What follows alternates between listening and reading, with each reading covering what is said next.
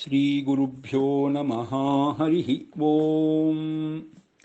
ನರಸಿಂಹೋಖಿಲಾಜ್ಞಾನಮತಧ್ವಾಂತತಿವಾಕರಃ ಜಯತ್ಯಮಿತಸಜ್ಞಾನಸುಖಶಕ್ತಿಪಯೋನಿಧಿಃ ಆಪದಾಂ ಅಪಹರ್ತಾರಂ ದಾತಾರಂ ಸರ್ವಸಂಪದಾಂ ಲೋಕಾಭಿರಾಮಂ ಶ್ರೀರಾಮಂ ಭೂಯೋ ಭೂಯೋ ನಮಾಮ್ಯಹಂ.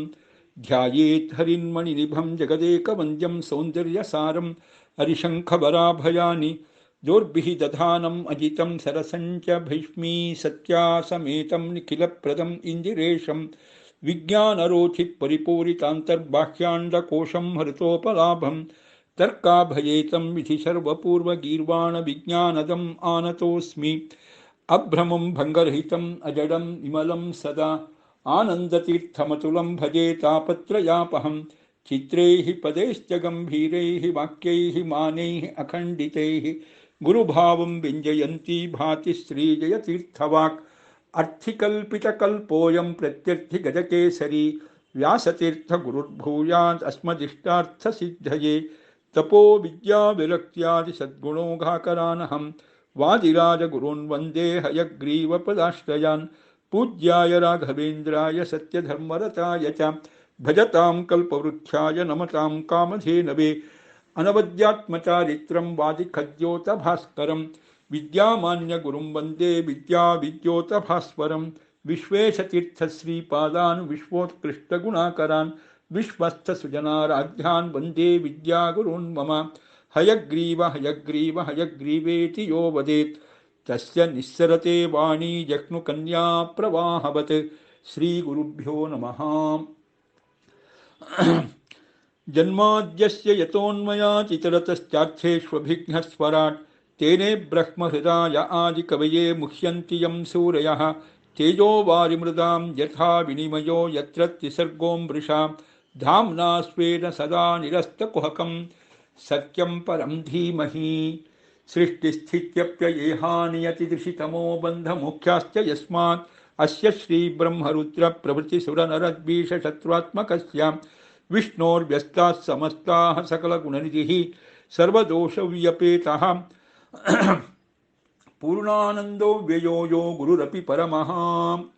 ಚಿಂತಯೇತಂ ಮಹಾಂತಂ ಓಷ್ಠಾಪಿಧಾನಾನಕುಲೀದಂತೇ ಪರಿವೃತಾಪವಿಃ ಸರ್ವಸ್ಯೈವಾಚ ಈಶಾನಾ ಚಾರುಮಾಮಿಹ ವಾದಯೇತ್.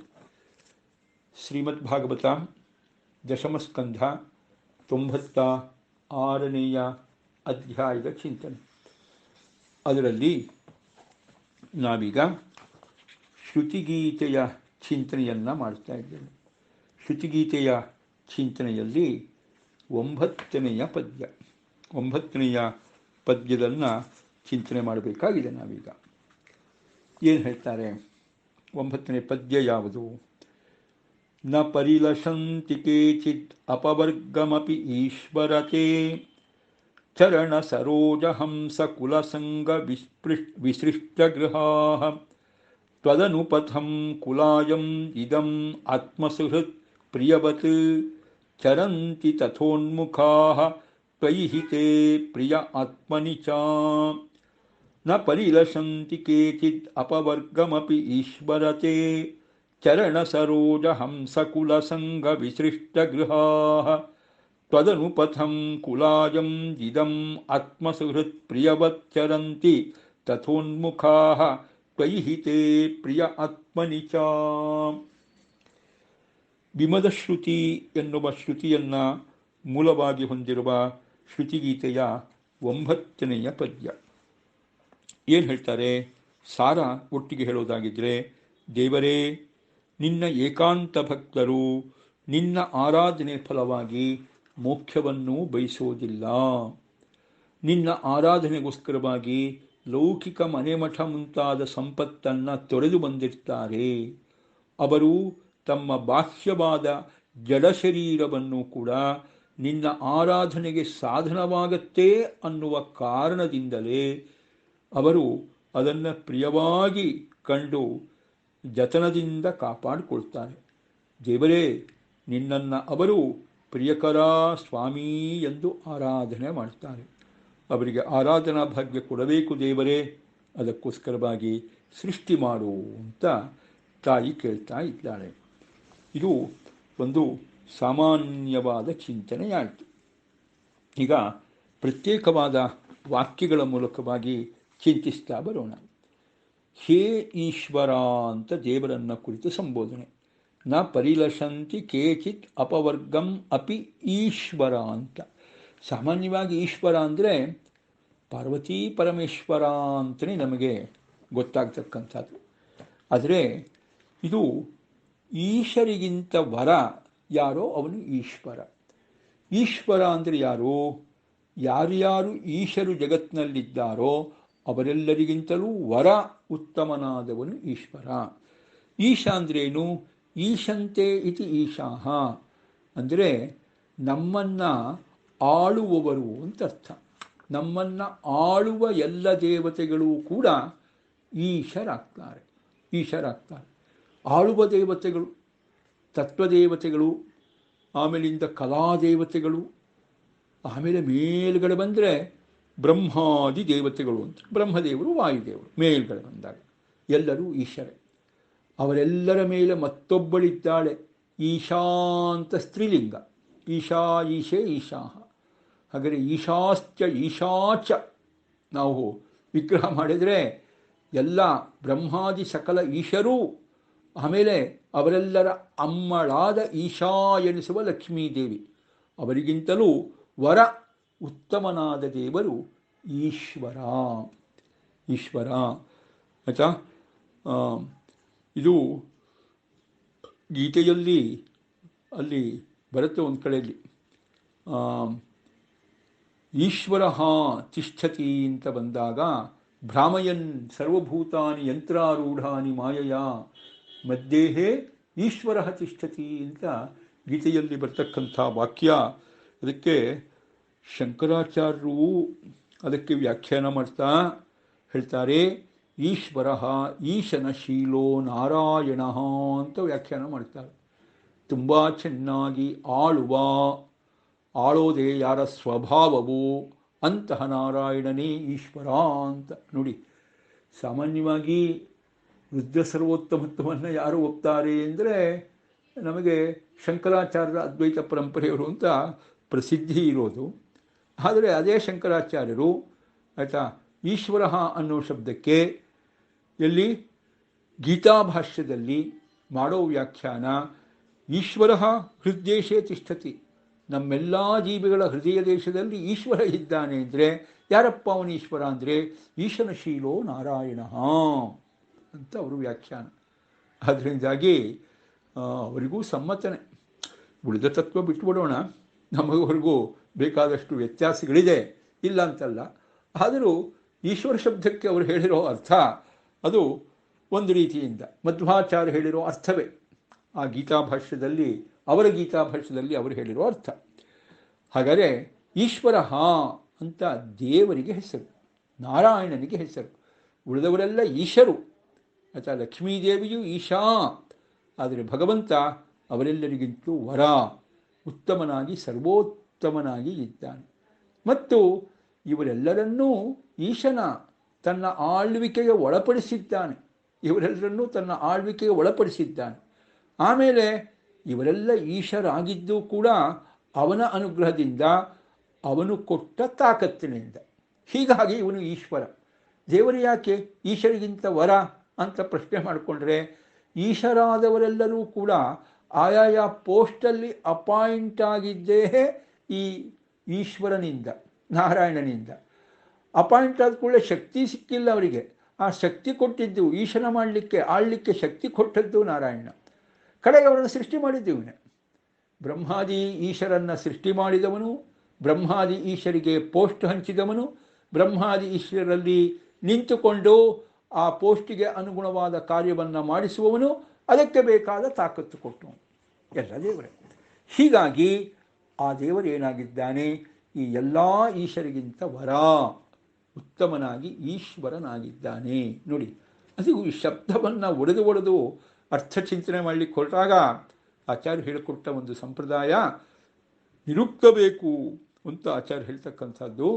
ಆ ರೀತಿ ನಾವು ಚಿಂತನೆ ಮಾಡಿದರೆ ಈಶ್ವರ ನಾರಾಯಣ, ಎಲೈ ಈಶ್ವರನೇ ನಾರಾಯಣನೇ ಹೇಳ್ತಾರೆ, ಕೇಚಿತ್ ನ ಪರಿಲಷಂತಿ ಅಪವರ್ಗಮಪಿ ನ ಪರಿಲಷಂತಿ, ಅಪವರ್ಗವನ್ನು ಕೂಡ ಇಷ್ಟಪಡೋದಿಲ್ಲ. ದೇವರೇ, ಕೆಲವರು ಭಕ್ತರಿದ್ದಾರೆ, ಅಪರೂಪದ ಭಕ್ತರು, ಎಲ್ಲ ಭಕ್ತರು ಹಾಗೆ ಅಂತಲ್ಲ, ಅಪರೂಪದ ಕೆಲವು ಭಕ್ತರಿದ್ದಾರೆ, ಅವರನ್ನು ಏಕಾಂತ ಭಕ್ತರು ಅಂತ ಕರೀತಾರೆ. ಏಕಾಂತ ಭಕ್ತರು ಅಂತ ಕರೀತಾರೆ. ಅವರಿಗೆ ದೇವರು ಬೇಕಷ್ಟೆ, ದೇವರು ಬಿಟ್ಟು ಬೇರೆ ಏನು ಬೇಡ. ಬೇರೆ ಏನು ಬೇಡ ಅಂದರೆ ಕಡೆಗೆ ನಾವೆಲ್ಲ ಯಾವ ಮೋಕ್ಷಕ್ಕೋಸ್ಕರವಾಗಿ ಕಾಯ್ತಾ ಇದ್ದೇವೋ ಅಂಥ ಮೋಕ್ಷನೂ ಅವ್ರಿಗೆ ಬೇಡ, ಅಂಥ ಮೋಕ್ಷನೂ ಬೇಡ ಅಂದ್ಬಿಡ್ತಾರಂತೆ. ದೇವರೇ ನೀನು ಬೇಕು, ದೇವರೇ ನೀನು ಬೇಕು, ಆಯಿತಾ, ಮೋಕ್ಷವೂ ನಮಗೆ ಬೇಡ ಅಂತಾಳಂತೆ. ಮೋಕ್ಷವೂ ನಮಗೆ ಬೇಡ. ಹಾಗಾದರೆ ದೇವರು ಮೋಕ್ಷ ಕೊಟ್ಟರೆ ತಗೋತಾರೋ ಇಲ್ಲೋ ಅಂತ ವಿಚಾರ. ಅಲ್ಲ, ಮೋಕ್ಷ ಕೊಟ್ಟರೆ ತಗೋತಾರೆ. ಯಾಕೆ? ದೇವರಿಗೋಸ್ಕರವಾಗಿ ಮೋಕ್ಷ ತಗೋತಾರೆ. ದೇವರ ಆದೇಶವನ್ನು ಉಲ್ಲಂಘನೆ ಮಾಡಬಾರ್ದು ಅಂತ ಮೋಕ್ಷವನ್ನು ಸ್ವೀಕಾರ ಮಾಡ್ತಾರೆ. ಮೋಕ್ಷದಲ್ಲಿ ದೇವರ ಸಾಮೀಪ್ಯ ಸಿಗತ್ತೆ ಅಂತ ಮೋಕ್ಷವನ್ನು ಇಷ್ಟಪಡ್ತಾರೆ. ಹೊರತು ಮೋಕ್ಷದಲ್ಲಿ ತುಂಬ ವರ್ಣನೆ ಬರುತ್ತಲ್ಲ, ವೈಕುಂಠ ವರ್ಣನೆ ಅಂತ ವಾದರಾಜ ಸಾರ್ವಭೌಮರು ತಿಳಿಸ್ಕೊಟ್ಟಿದ್ದಾರೆ. ಹೀಗೆ ಮೋಕ್ಷದ ವರ್ಣನೆ ಮಧ್ಯುಜೀದಲ್ಲಿ 11ನೇ ಸರ್ಗದಲ್ಲಿ ಮೋಕ್ಷದ ವರ್ಣನೆ ಬರುತ್ತೆ. ಭಾಳ ಖುಷಿಯಾಗತ್ತೆ ಮೋಕ್ಷದ ವರ್ಣನೆ ಕೇಳಿದ್ರೆ. ಚೆನ್ನಾಗಿದೆ, ತುಂಬ ಚೆನ್ನಾಗಿದೆ. ಆ ಮೋಕ್ಷಕ್ಕೆ ಹೋದರೆ ಇಷ್ಟೆಲ್ಲ ಖುಷಿ ಸಂತೋಷ ಇದೆಯೇನಪ್ಪ, ಹಾಗಾದ್ರೆ ಆ ಮೋಕ್ಷ ಪಡೀಲಿಕ್ಕೆ ಪ್ರಯತ್ನ ಪಡಬೇಕು ಅಂತ ಸಾಮಾನ್ಯ ಅಧಿಕಾರಿಗಳೆಲ್ಲ ಮೋಕ್ಷದ ವರ್ಣಿಯನ್ನು ಕೇಳಿ ಕೇಳಿ ಆ ಮೋಕ್ಷದಲ್ಲಿ ಸಿಗುವ ಸುಖ ಅದನ್ನು ಪಡೆಯಬೇಕು ಅಂತ ಹೇಳಿ ಅದನ್ನು ತಮ್ಮ ಗುರಿಯನ್ನಾಗಿ ಇಟ್ಟುಕೊಂಡು ಮೋಕ್ಷ ಕೊಡೋನು ಯಾರು? ಅದು ಬೇರೆ ಯಾರು ಅಲ್ಲಯ್ಯ, ನಾರಾಯಣ. ಓ, ಹಾಗಾದ್ರೆ ಸರಿ, ನಾರಾಯಣ ಕಾಲು ಹಿಡಿಯೋಣ ಅಂತ.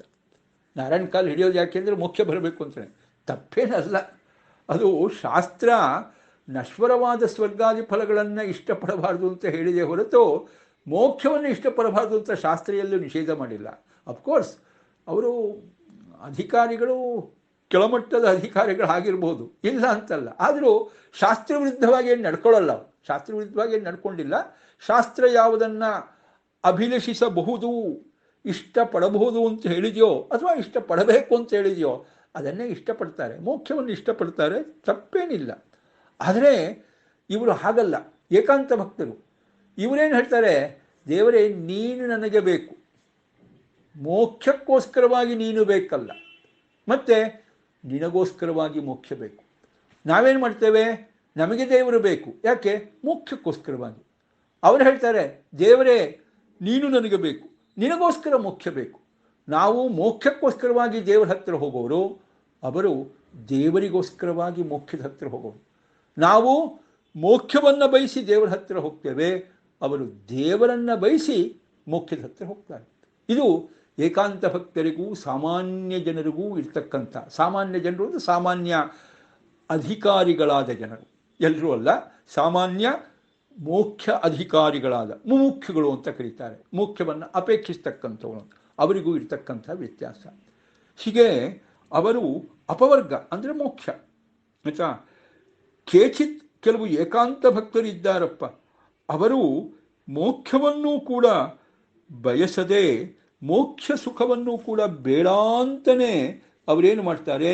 ನಿನ್ನ ಸಾಮೀಪ್ಯ ಸಾಕು ದೇವರೇ, ನೀನು ಬೇಕು ದೇವರೇ. ಅರ್ಥೇ ನಾರಾಯಣೋ ದೇವ ಸರ್ವಮನ್ಯತ್ತದರ್ಥಕಂ ಅಂತ ಆಚಾರ್ಯ ಹೇಳ್ತಕ್ಕಂಥ ಒಂದು ಪ್ರಮಾಣ. ಅರ್ಥೇ ನಾರಾಯಣೋ ದೇವ, ನಾರಾಯಣನೇ ಪರಮ ಪುರುಷಾರ್ಥ. ಅವರಿಗೆ ಮೋಕ್ಷ ಪರಮ ಪುರುಷಾರ್ಥ ಅಲ್ಲ, ದೇವರು ಪುರುಷಾರ್ಥ. ದೇವರೇ ದೊಡ್ಡ ಪುರುಷಾರ್ಥ. ಯಾವುದನ್ನು ನಾವು ಇಷ್ಟಪಡಬೇಕು? ದೇವರನ್ನು ಇಷ್ಟಪಡಬೇಕು ಅಂತಾರೆ. ಹೀಗೆ ಅರ್ಥೇ ನಾರಾಯಣೋ ದೇವ ಸರ್ವಮನ್ಯತ್, ಮೋಕ್ಷ ಸೇರಿಸಿ ಎಲ್ಲವೂ ಕೂಡ ತದರ್ಥಕಂ, ನಾರಾಯಣನಿಗೋಸ್ಕರ. ಹೀಗೆ ದೇವರು ಬೇಕು, ದೇವರ ಸಾಮೀಪ್ಯವನ್ನು ಪಡೆಯಲಿಕ್ಕೆ ಮೋಕ್ಷ ಬೇಕು ಅಂತ ಬಯಸುವ ಮಹಾಭಕ್ತರಿದ್ದಾರೆ. ದೇವರೇ ದೊಡ್ಡ ಭಕ್ತರಪ್ಪ, ಏಕಾಂತ ಭಕ್ತರು. ನ ಪರಿಲಷಂತಿ ಕೇಚಿತ್ ಅಪವರ್ಗಮಪಿ, ಅಪವರ್ಗಮಪಿ. ಮೋಕ್ಷ ಅಂದರೆ ಎಲ್ಲ ಜನರು ಇಷ್ಟಪಡೋರೆ, ಇಷ್ಟಪಡದೇ ಇದ್ದವರು ಬಹಳ ಅಪರೂಪ. ಎಲ್ರಿಗೂ ಮೋಕ್ಷ ಬೇಕು ಅಂತಲೇ ಇರೋದು. ಅಂತಹ ಮೋಕ್ಷವನ್ನು ಕೂಡ ಇವರೇನು ಹೇಳ್ತಾರೆ? ದೇವರೇ ನಿನಗೋಸ್ಕರ ಮೋಕ್ಷವೇ ಹೊರತು ಮೋಕ್ಷಕ್ಕೋಸ್ಕರವಾಗಿ ನೀನಲ್ಲ ದೇವರೇ, ನಿನಗೋಸ್ಕರ ನಮಗೆ ಮೋಕ್ಷ ಬೇಕು, ಆಯಿತಾ? ಮೋಕ್ಷಕ್ಕೋಸ್ಕರವಾಗಿ ನಾವು ನಿಮ್ಮ ಹತ್ರ ಬರೋದಲ್ಲ. ಪ್ರಭು, ನಿನ್ನ ಭಕ್ತರಿದ್ದಾರೆ, ಕೆಲವರು ಏಕಾಂತಿಗಳು, ನಿನ್ನ ಸಾಮೀಪ್ಯವೊಂದನ್ನೇ ಬಯಸ್ತಾರೆ. ಬೇರೆ ಯಾವುದೇ ಫಲವನ್ನು ಅಪೇಕ್ಷೆ ಪಡದೆ ನಿನ್ನಲ್ಲಿ ಭಕ್ತಿ ಮಾಡ್ತಾರೆ. ನೀನು ಭಕ್ತಿ ಮಾಡಿದಾಗ ಮೋಕ್ಷ ಸುಖ ಕೊಡ್ತಿ. ಆದರೆ ಅವ್ರು ಹೇಳ್ತಾರೆ, ದೇವರೇ ನಮಗೆ ಮೋಕ್ಷ ಸುಖಕ್ಕೋಸ್ಕರವಾಗಿ ನಿನ್ನಲ್ಲಿ ಭಕ್ತಿ ಮಾಡ್ತಿಲ್ಲ, ಹಾಗೆ ಅಂತೇಳಿ ನೀನು ಮೋಕ್ಷ ಕೊಟ್ಟರೆ ನಾವು ಬೇಡ ದೇವರೇ, ನೀನು ಕೊಟ್ಟಿರೋ ಮೋಕ್ಷ ಸ್ವೀಕಾರ ಮಾಡಲ್ಲ ಅಂತ ನಿನ್ನ ಆದೇಶವನ್ನು ಉಲ್ಲಂಘನೆ ಮಾಡೋದಿಲ್ಲ. ನಿನ್ನ ಆದೇಶವನ್ನು ಉಲ್ಲಂಘನೆ ಮಾಡೋರು ಭಕ್ತರೇ ಆಗ್ತಾರೆ. ದೇವರೇ, ನಿನ್ನ ಭಕ್ತರು ಅಂದಮೇಲೆ ನಿನ್ನ ಆದೇಶ ನಾವು ಪರಿಪಾಲನೆ ಮಾಡಬೇಕು, ಅದೇ ಭಕ್ತನ ಲಕ್ಷಣ. ಖಂಡಿತ ನಾವು ಮೋಕ್ಷ ಸ್ವೀಕಾರ ಮಾಡ್ತೀವಿ. ಆದರೆ ಮೋಕ್ಷದಲ್ಲಿ ಕೇಳಿರುವ ಕಂಡಿರುವ ಆ ಒಂದು ಸುಖದ ಆಸೆಯಿಂದ ನಾವು ಮೋಕ್ಷವನ್ನು ಬಯಸೋದಲ್ಲ. ನೀನು ನಮಗಲ್ಲಿ ಸುಖವಾಗಿ ಸಿಗ್ತೀಯ, ನಿನ್ನ ಸಾಮೀಪ್ಯ ನಮಗೆ ಸಿಗತ್ತೆ, ನಿನ್ನ ದರ್ಶನದ ಮಹಾ ಒಂದು ಭಾಗ್ಯ ನಮಗೆ ಸಿಗತ್ತೆ ಅನ್ನೋ ಕಾರಣಕ್ಕೋಸ್ಕರವಾಗಿ ಮೋಕ್ಷವನ್ನು ಇಷ್ಟಪಡ್ತಾರೆ ಅವರು. ಹೀಗೆ ಮೋಕ್ಷದಲ್ಲಿ ನಿನ್ನ ಸಾಮೀಪ್ಯ ದೊರಕುತ್ತದೆ ಅನ್ನುವ ಕಾರಣಕ್ಕೆ ಮೋಕ್ಷವನ್ನು ಸ್ವೀಕರಿಸುತ್ತಾರೆಯೇ ಹೊರತು ಮೋಕ್ಷದಲ್ಲಿ ನಿತ್ಯವಾದ ಸುಖ ಸಿಗತ್ತೆ, ಮೋಕ್ಷದಲ್ಲಿ ಅನಂತವಾದ ಸುಖ ಸಿಗತ್ತೆ, ಮೋಕ್ಷದಲ್ಲಿ ಏನೇನು ಮನಸ್ಸಲ್ಲಿ ಅಂದ್ಕೊಳ್ತೀವೋ ಅದೆಲ್ಲ ಸಿಗತ್ತೆ, ಮೋಕ್ಷದಲ್ಲಿ ಯಾವ ಕಷ್ಟವೂ ಇಲ್ಲ ಅನ್ನೋ ಕಾರಣಕ್ಕೋಸ್ಕರವಾಗಿ ಅವರು ಮೋಕ್ಷವನ್ನು ಇಷ್ಟಪಡೋದಲ್ಲ. ನಿನ್ನ ಸಾಮೀಪ್ಯಕ್ಕೋಸ್ಕರವಾಗಿ, ನಿನ್ನ ದರ್ಶನದ ಮಹಾಭಾಗ್ಯಕ್ಕೋಸ್ಕರವಾಗಿ, ನಿನಗೋಸ್ಕರವಾಗಿ ಅವರು ಮೋಕ್ಷವನ್ನು ಇಷ್ಟಪಡ್ತಾರೆ. ಅಂತಹ ಭಕ್ತರು ಭಗವಂತ. ನಿನ್ನ ಭಕ್ತರು ಸಾಮಾನ್ಯರಲ್ಲ, ಅಂಥ ದೊಡ್ಡವರೆಲ್ಲ ಇದ್ದಾರೆ. ಅದಾದ ಮೇಲೆ ತೇ ಚರಣ ಸರೋಜ ಹಂಸಕುಲ ಸಂಗ ವಿಸೃಷ್ಟ ಗೃಹಾಹ. ಅವರು ಅದಕ್ಕೆ ಹೋಗಬೇಕಾಗಿದ್ದರೆ ದಾರಿ ಯಾವುದಪ್ಪ ಅಂತ ವಿಚಾರ. ನಿನ್ನೆನೂ ಬಂತು, ದಾರಿ ಯಾವುದಯ್ಯ ವೈಕುಂಠಕ್ಕೆ ಅಂತ. ದಾರಿ ಯಾವುದು? ಅದಕ್ಕೆ ಅವರು ಆರಿಸಿಕೊಂಡ ದಾರಿ ಯಾವುದು? ಮೊದಲು ಸಜ್ಜನರು. ಯಾವ ಸಜ್ಜನರು? ದೇವರನ್ನೇ ಇಷ್ಟಪಡ್ತಕ್ಕಂಥವ್ರು ಇದ್ದಾರಪ್ಪ. ಯಾರು? ವಿಶೇಷವಾಗಿ ಪರಮಹಂಸರು. ನೋಡಿ, ಅವರೇ ದೇವರೇ ಬೇಕು, ಬೇರೆ ಯಾವುದೂ ಬೇಡ ಅಂತ ಹೇಳೋರು ಯಾರು ಅಂದರೆ, ಸಂಸಾರದಲ್ಲಿ ಗಂಡ ಹೆಂಡತಿ ಮಕ್ಕಳು ಇವರನ್ನೆಲ್ಲ ಕಟ್ಕೊಂಡವರಿಗೆ ಇದೆಲ್ಲ ಜೊತೆಗೆ ಇದೆಲ್ಲ ಬಿಟ್ಬಿಟ್ಟು ದೇವರ ಹತ್ರ ನಾವೇನು ಸನ್ಯಾಸಿಗಳ ಅಂತ ಕರೀತಾರೆ ಅಲ್ವಾ? ಎಲ್ಲರೂ ಹೇಳೋದಾಗೆ, ನಾವೇನು ಸನ್ಯಾಸಿಗಳು ಸ್ವಾಮಿ, ನಮಗೆ ಹೆಂಡತಿ ಮಕ್ಕಳಿದ್ದಾರೆ, ಅದೆಲ್ಲ ಬಿಟ್ಟು ಬರೀ ಮೂಗು ಹಿಡ್ಕೊಂಡು ಕೂತ್ಕೊಳ್ಳಿಕ್ಕಾಗತ್ತಾ ಅಂತ. ಆದರೆ ಪರಮಹಂಸರಿಗೆ ಆಗಿಲ್ವಲ್ಲ, ಅವರು ಮೂಗು ಹಿಡ್ಕೊಂಡು ಕೂತ್ಕೋಬೋದು ಅವರಿಗೆ. ಯಾಕೆಂದರೆ ಈ ಸಂಸಾರ ಎಲ್ಲ ಬಿಟ್ಟು ತಾನೇ ಹೋಗಿತ್ತು. ಸಂಸಾರ ಬೇಡ ಅಂತ ಬಿಟ್ಟು ಹೋದವರು, ಸನ್ಯಾಸ ಅಂತಲೇ ಅದೇ ಅಭಿಪ್ರಾಯ. ಅಂದರೆ ಬಿಟ್ಟು ಹೋದವರು, ಗಂಡ ಹೆಂಡತಿ ಮಕ್ಕಳು ಸಂಬಂಧ ಇದೆಲ್ಲ ಬಿಟ್ಟು ಹೋದವರು. ಆದ್ದರಿಂದಾಗಿ ಅವರು ಪರಮಹಂಸರು. ಆಯಿತಾ? ಅವರು ಭಗವಂತನ ಪಾದಕಮಲವನ್ನೇ ಇಷ್ಟಪಡ್ತಾರೆ, ಬೇರೆ ಯಾವುದನ್ನು ಇಷ್ಟಪಡಲ್ಲ. ಕಮಲವನ್ನು ಇಷ್ಟಪಡ್ತಕ್ಕಂಥದ್ದು ಒಂದಿದೆ. ಯಾವುದು? ಹಂಸಗಳು. ಹಂಸಗಳಿಗೆ ಯಾವತ್ತೂ ಕಮಲ ಅಂದರೆ ಇಷ್ಟ ಅಂತೆ. ಕಮಲ ಅಂದರೆ ಹಂಸ ಪಕ್ಷಿಗಳು. ಹಂಸ ಪಕ್ಷಿಗಳಿಗೆ ಕಮಲ ಅಂದರೆ ತುಂಬ ಇಷ್ಟ. ಹಾಗೆ ಭಗವಂತನ ಪಾದಕಮಲವನ್ನು ಇಷ್ಟಪಡ್ತಕ್ಕಂಥ ಹಂಸ ಪಕ್ಷಿಗಳು ಯಾರು? ಪರಮಹಂಸರು. ಅಂದರೆ ಶ್ರೇಷ್ಠರಾದ ಸನ್ಯಾಸಿಗಳು, ಶ್ರೇಷ್ಠರಾದ ಯತಿಗಳು. ಶ್ರೇಷ್ಠರಾದ ಯತಿಗಳು ಸನ್ಯಾಸಿಗಳು ಪರಮಹಂಸರು. ಆಯಿತಾ? ಅವರು ಭಗವಂತನ ಪಾದಕಮಲವನ್ನು ಇಷ್ಟಪಡುವ ಹಂಸ ಪಕ್ಷಿಗಳು. ಕಮಲವನ್ನು ಬೇರೆ ಹಂಸ ಪಕ್ಷಿಗಳು ಇಷ್ಟಪಡುತ್ತೆ, ಭಗವಂತನ ಪಾದಕಮಲವನ್ನು ಇಷ್ಟಪಡುವ ಹಂಸಗಳು ಅಂದರೆ ಪರಮಹಂಸರು. ಅಂತಹ ಪರಮಹಂಸರನ್ನು ಇಷ್ಟಪಡ್ತಾರೆ, ಅವರ ಸಂಘವನ್ನು ಇಷ್ಟಪಡ್ತಾರೆ. ಅವರ ಸಂಘವನ್ನು ಇಷ್ಟಪಟ್ಟು ತಮ್ಮ ಮನೆ ಮಠ ಎಲ್ಲ ತೊರೆದು ಬಂದುಬಿಡ್ತಾರೆ. ತಮ್ಮ ಮನೆ ಮಠ ಎಲ್ಲ ತೊರೆದು ಬರ್ತಾರೆ. ಬರೆದು ಅವರ ಸೇವೆಯನ್ನು ಮಾಡ್ತಾ ಕೂತ್ಕೊಂಡ್ಬಿಡ್ತಾರೆ. ಅವರ ಸೇವೆಯನ್ನು ಮಾಡ್ತಾ ಕೂತ್ಕೊಂಡ್ಬಿಡ್ತಾರೆ. ಇದು ಕಥೆ ನೋಡಿ. ಇದು ಕಷ್ಟ. ಪರಮಹಂಸರು ಸಿಕ್ಕರು ಅಂತ ತಿಳ್ಕೊಳ್ಳಿ, ಅವ್ರ ಹಿಂದೆ ನಾವು ಹೋಗಬೇಕು ಅಂದರೆ ನಮ್ಮನೆ ಮಠ ತೊರೆದು ಹೋಗಬೇಕು ಅಂತಿದ್ದರೆ ಅದು ಯಾಕೆ ಆ ರೀತಿ? ಇಲ್ಲಿ ವೈರಾಗ್ಯ ಭಾವವನ್ನು ತಾಳಿ ಅಲ್ಲಿ ಹೋಗಬೇಕು. ಇಲ್ಲಿ ವೈರಾಗ್ಯ ಭಾವವನ್ನು ತಾಳಿ ಹೋಗಬೇಕು ಅಂದರೆ ಇಲ್ಲಿ ಸಿಗದೇ ಇರತಕ್ಕಂಥ ಒಂದು ಅತಿಶಯವಾದ್ದು ಏನೋ ಒಂದು ಸಿಗತ್ತೆ ಅಂತ ಅಲ್ಲಿ ಹೋಗಬೇಕು. ಅದು ಯಾವುದು? ದೇವರ ವಿಚಾರ, ದೇವರ ಚಿಂತನೆ. ಅದು ಎಲ್ಲಿ ಸಿಗತ್ತೆ? ಪರಮಹಂಸರ ಹತ್ರ ಸಿಗತ್ತೆ. ಅದಕ್ಕೋಸ್ಕರವಾಗಿ ಭಗವಂತನ ಪಾದಕಮಲದ ಹಂಸರಾದ ಪರಮಹಂಸರೇನಿದ್ದಾರೆ ಅವರ ಸಂಘವನ್ನು ಪಡೀಬೇಕು, ಅವರಿಂದ ತತ್ವಜ್ಞಾನವನ್ನು, ಬೇರೆ ವಿಚಾರವನ್ನು ತಿಳ್ಕೋಬೇಕು ಅಂತ ಹೇಳಿ ಈ ಲೌಕಿಕವಾಗಿರ್ತಕ್ಕಂತಹ ಮನೆ ಮಠ ಸಂಬಂಧಗಳನ್ನೆಲ್ಲ ತೊರೆದು ಅಲ್ಲಿಗೆ ಹೋಗ್ತಾರೆ. ಆ ಪರಮಹಂಸರ ಸೇವೆ ಮಾಡ್ತಾರೆ. ಎರಡು ಕಾರಣದಿಂದ. ಪರಮಹಂಸರ ಸೇವೆ ಮಾಡೋದು ಅವರಿಂದ ಭಗವಂತನ ವಿಚಾರ ತುಂಬ ಚೆನ್ನಾಗಿ ತಿಳಿಯುತ್ತೆ ಅಂತ ಒಂದು. ಇನ್ನೊಂದು, ಆ ಪರಮಹಂಸರ ಸೇವೆ ಮಾಡಿದರೆ ದೇವರಿಗೆ ತುಂಬ ಖುಷಿಯಾಗತ್ತೆ ಅಂತ. ದೇವರಿಗೆ ತುಂಬ ಖುಷಿಯಾಗತ್ತೆ. ದೇವರಿಗೆ ತುಂಬ ಖುಷಿಯಾಗತ್ತೆ ಅಂತ ಪರಮಹಂಸರ ಬಳಿಗೆ ಹೋಗ್ತಾರೆ, ಅವರ ಸೇವೆ ಮಾಡ್ತಾರೆ. ಆ ರೀತಿ ಸೇವೆ ಮಾಡಿ ಅವರಿಂದ ತತ್ವಜ್ಞಾನವನ್ನು, ದೇವರ ವಿಚಾರವನ್ನು ಹೆಚ್ಚೆಚ್ಚು ತಿಳ್ಕೊಂಡು ದೇವರಲ್ಲಿ ಹೆಚ್ಚೆಚ್ಚು ಏಕಾಂತ ಭಕ್ತಿಯನ್ನು ಮಾಡಬಹುದು ಅನ್ನೋ ಕಾರಣಕ್ಕೋಸ್ಕರವಾಗಿ ಏಕಾಂತ ಭಕ್ತರಾದವರು ಹೋಗುವ ದಾರಿ ಅದೇ ವೈಕುಂಠದ ದಾರಿ. ತೇ ಚರಣ ಸರೋಜ ಹಂಸ ಕುಲ ಸಂಗ ವಿಸೃಷ್ಟ ಗೃಹಾಹ. ಭಗವಂತ ನಿನ್ನ ಚರಣ ಸರೋಜ, ಪಾದ ಕಮಲ, ಆಯ್ತಾ, ಅದಕ್ಕೆ ಹಂಸ, ಆ ಪಾದ ಕಮಲವನ್ನು ಇಷ್ಟಪಡುವ ಹಂಸ ಪಕ್ಷಿಗಳು ಯಾರು ಅಂತ ಬಂದಾಗ ಇನ್ನೊಬ್ಬರಿದ್ದಾರೆ. ಯಾರು ಅವರು? ಇನ್ನೊಬ್ಬ ಹಂಸರು, ಪರಮಹಂಸರು. ಅವರ ಒಂದು ಸಂಘವನ್ನು, ಅವರ ಕುಲಸಂಘವನ್ನು, ಆಯ್ತಾ, ಅವರನ್ನು ಸೇವಿಸೋದಕ್ಕೋಸ್ಕರವಾಗಿ ಅಂತಹ ಸಜ್ಜನರ ಸಂಘ ಆಗಲಿ ಅನ್ನುವ ಒಂದು ಉದ್ದೇಶದಿಂದ ವಿಸೃಷ್ಟ ಗೃಹ, ಮನೆ, ಈ ಸಂಬಂಧ ಇದನ್ನೆಲ್ಲ ತೊರೆದು ಅಲ್ಲಿಗೆ ಹೋಗ್ತಾರೆ. ಇದನ್ನೆಲ್ಲ ತೊರೆದು ಅಲ್ಲಿ ಹೋಗ್ತಾರೆ. ಹೀಗೆ ನಾವು ಸಾಮಾನ್ಯವಾಗಿ ಮನೆಯಲ್ಲಿ ಎಲ್ಲ ಮುಳ್ಕೊಂಡು ಬಿಟ್ಟರೆ ಇಲ್ಲೇ ಮುಳ್ಕೊಂಡಿರೋ ಹಾಗುತ್ತೆ. ದೇವ್ರ ವಿಚಾರ ನಮಗೆ ಗೊತ್ತಾಗಲ್ಲ. ಅದಕ್ಕೋಸ್ಕರ ಏನು ಮಾಡಬೇಕು? ದೇವರ ವಿಚಾರವನ್ನು ಚೆನ್ನಾಗಿ ತಿಳಿದಿರೋ ಪರಮಹಂಸರ ಹತ್ರ ಹೋಗಬೇಕು. ಹೋದಾಗ ದೇವರ ವಿಚಾರ ನಮಗೆ ಗೊತ್ತಾಗತ್ತೆ. ಅವರನ್ನು ಸೇವೆ ಮಾಡಿದಾಗ ಅವರು ನಮಗೆ ತತ್ವಜ್ಞಾನ, ಯಥಾರ್ಥ ಜ್ಞಾನ, ಪರಮಾತ್ಮ ಜ್ಞಾನವನ್ನು ಕೊಡ್ತಾರೆ. ಆ ಮೂಲಕವಾಗಿ ಅವನಲ್ಲಿ ಭಕ್ತಿ, ಏಕಾಂತ ಭಕ್ತಿಯನ್ನು ಮಾಡಲಿಕ್ಕೆ ಸಾಧ್ಯ. ಏಕಾಂತ ಭಕ್ತರಿಗೆ ಇದೆಲ್ಲ ಚೆನ್ನಾಗಿ ಗೊತ್ತು. ಅದಕ್ಕೋಸ್ಕರವಾಗಿ ಅವರೇನು ಮಾಡ್ತಾರೆ?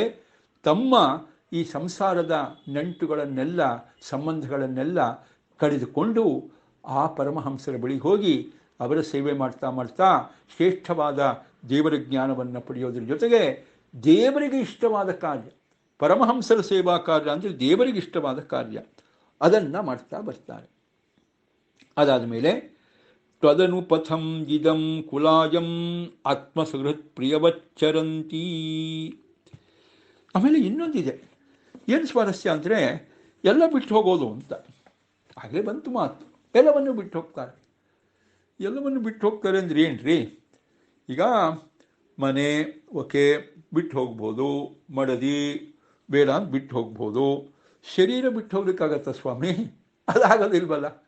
ಶರೀರ ಬಿಟ್ಟು ಹೋಗ್ಲಿಕ್ಕಾಗಲ್ಲ. ಶರೀರ ಹಿಡ್ಕೊಂಡೇ ಹೋಗಬೇಕು ಅಲ್ವಾ? ಕಡೆಗೆ ಚರ್ಮ ಶರೀರ ಬಿಟ್ಟು ಮೋಕ್ಷಕ್ಕೆ ಹೋಗೋದು ಸರಿ, ಲಿಂಗದೇಹ ಭಂಗ ಆದಮೇಲೆ ಮೋಕ್ಷಕ್ಕೆ ಹೋಗೋದು ಸರಿ. ಆದರೆ ಸದ್ಯಕ್ಕೆ ಸಾಧನೆ ಮಾಡೋ ಸಂದರ್ಭದಲ್ಲಿ, ಪರಮಹಂಸರ ಹತ್ರ ಹೋಗೋ ಸಂದರ್ಭದಲ್ಲಿ ಶರೀರವನ್ನು ತೊರೆದು ಹೋಗ್ಲಿಕ್ಕಾಗಲ್ಲ.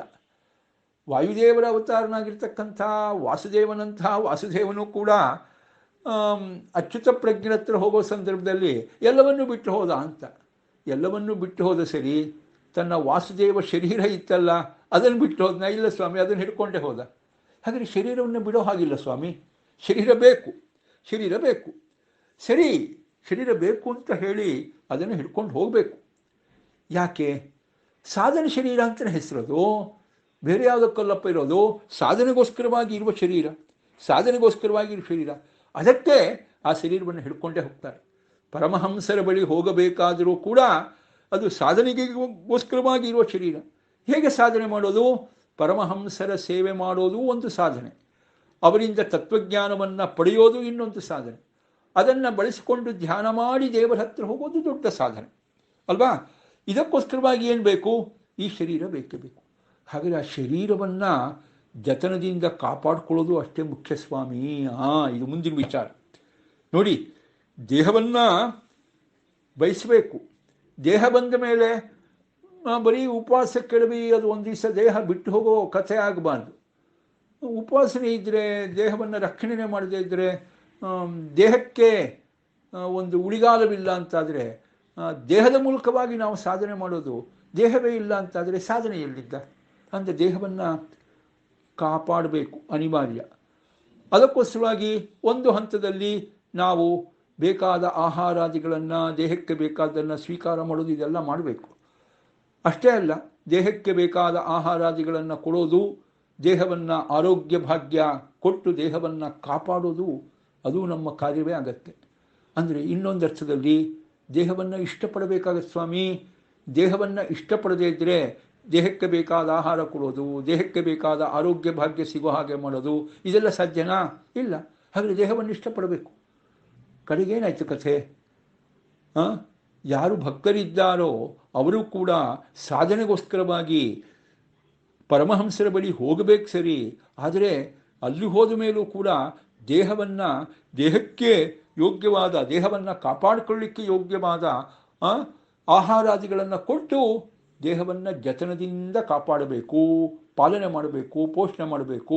ಒಟ್ಟಿನಲ್ಲಿ ದೇಹವನ್ನು ಇಷ್ಟಪಡಬೇಕು. ಹಾಗಾದರೆ ದೇವರನ್ನು ಇಷ್ಟಪಡೋದು ಸರಿ, ಪರಮಹಂಸರನ್ನು ಇಷ್ಟಪಡೋದು ಸರಿ, ನಮ್ಮ ದೇಹವನ್ನು ಅಷ್ಟೇ ಇಷ್ಟಪಡಬೇಕು. ಇಷ್ಟಪಡಿಸ್ತಾರೆ ಯಾರು? ಆ ಏಕಾಂತ ಭಕ್ತರು. ಯಾವ ರೀತಿ? ತಮ್ಮ ಒಳಗಿನ ಸ್ವರೂಪ ಶರೀರ ಅದನ್ನು ಇಷ್ಟಪಡ್ತಾರೋ ಇಲ್ವೋ? ಇಷ್ಟಪಡ್ತಾರೆ. ಒಳಗಿನ ಸ್ವರೂಪ ಶರೀರವನ್ನು ಇಷ್ಟಪಡ್ತಾರೆ. ಯಾಕೆ? ಆ ಸ್ವರೂಪ ಶರೀರದಿಂದಲೇ ದೇವರ ಹತ್ತಿರ ಹೋಗ್ಲಿಕ್ಕೆ ಸಾಧ್ಯ. ಸ್ವರೂಪ ಶರೀರ ಇಲ್ಲದೆ ಇದ್ದರೆ ದೇವರ ಹತ್ತಿರ ಹೋಗ್ಲಿಕ್ಕೆ ಸಾಧ್ಯವಿಲ್ಲ. ಅದಕ್ಕೋಸ್ಕರವಾಗಿ ಸ್ವರೂಪ ಶರೀರವನ್ನು ಇಷ್ಟಪಡ್ತಾರೆ. ಹೇಗೋ ಹಾಗೇ ಈ ಶರೀರವನ್ನು, ಹೊರಗಿನ ಪಾಂಚಭೌತಿಕ ಶರೀರವನ್ನು ಅವರು ಇಷ್ಟಪಡ್ತಾರೆ. ಯಾಕೆಂದರೆ ಆ ಹೊರಗಿನ ಪಾಂಚಭೌತಿಕ ಶರೀರ ಇದ್ದಾಗ ಪರಮಹಂಸರ ಸೇವೆ ಮಾಡಿ ಆ ಶರೀರದ ಮೂಲಕ ಅವರು ಕೊಡುವ ತತ್ವಜ್ಞಾನದ ಉಪದೇಶವನ್ನು ಪಡೆದು ಆ ಮೂಲಕ ದೇವರ ಪರೋಕ್ಷ ಜ್ಞಾನ, ಅಪರೋಕ್ಷ ಜ್ಞಾನ, ದೇವರ ಬಳಿ ಹೋಗಲಿಕ್ಕೆ ಸಾಧ್ಯ. ಹಾಗೆ ಸಾಧನೆಯ ದಾರಿ ಇರೋದೇ ಸಾಧನ ಶರೀರದ ಮೂಲಕ.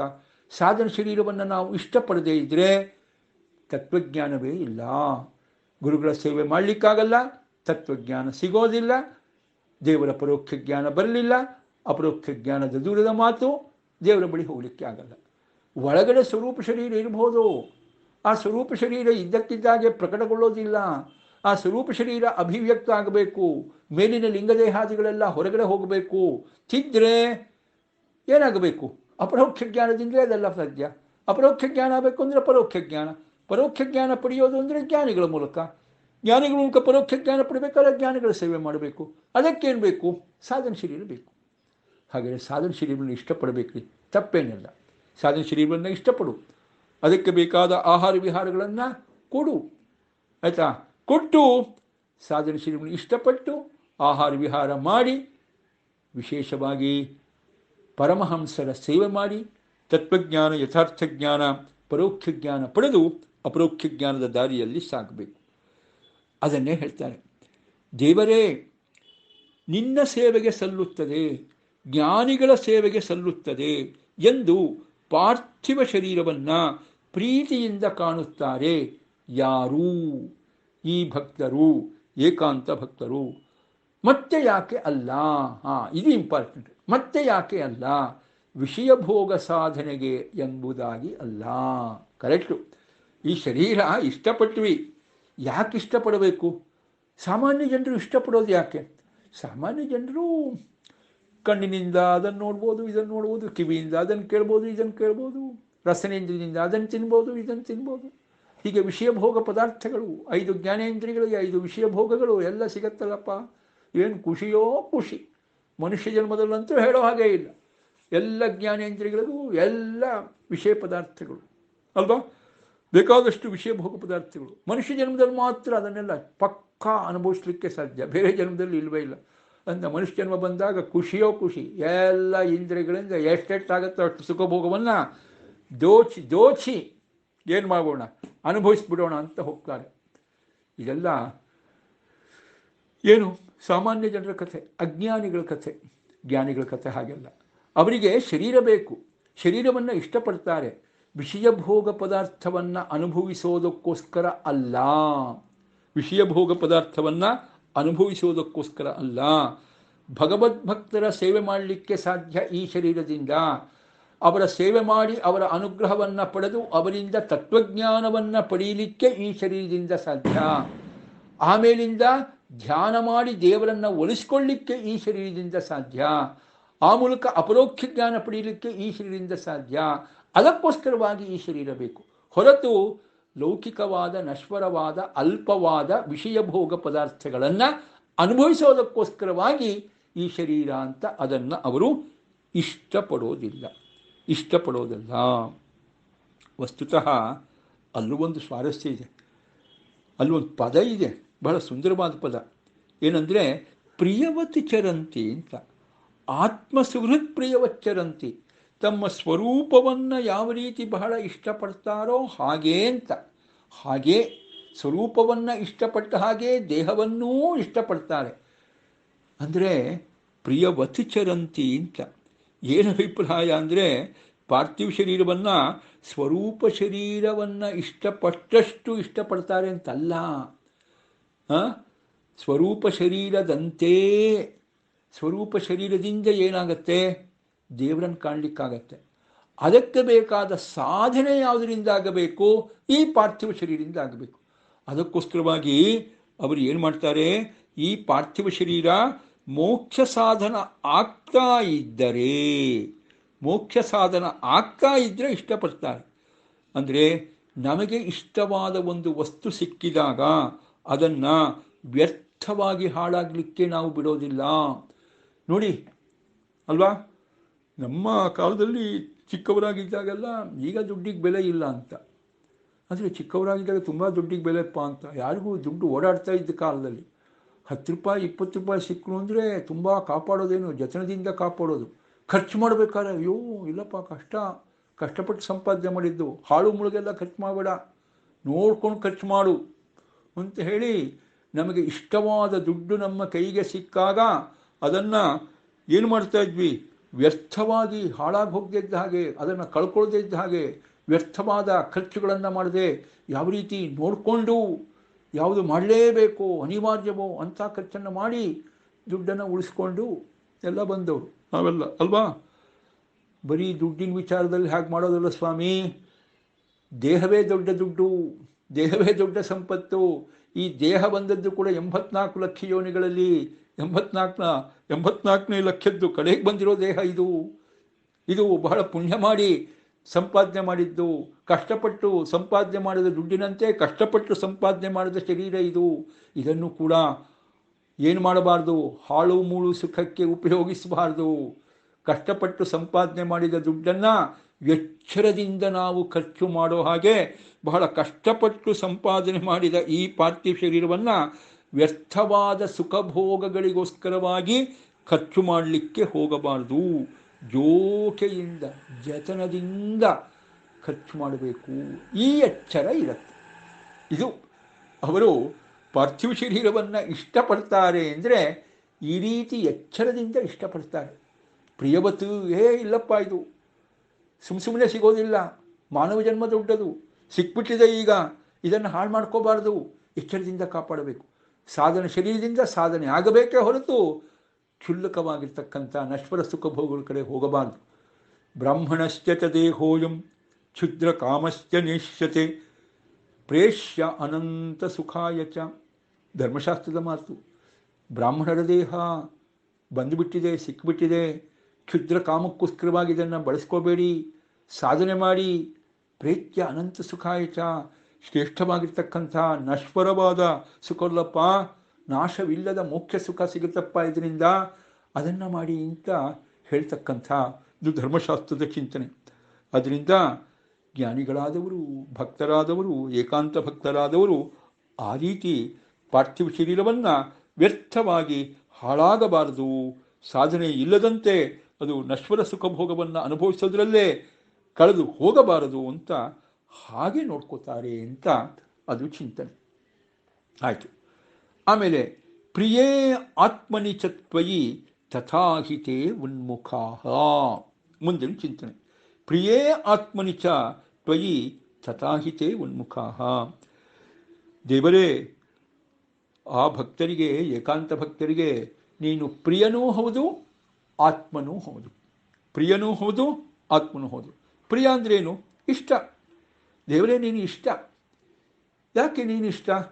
ನಿನ್ನ ಗುಣಗಳನ್ನು ಕಂಡು ಅವರು ಇಷ್ಟಪಟ್ಟಿದ್ದಾರೆ, ನಿನ್ನ ಗುಣಗಳನ್ನು ಕಂಡು ಇಷ್ಟಪಟ್ಬಿಟ್ಟಿದ್ದಾರೆ.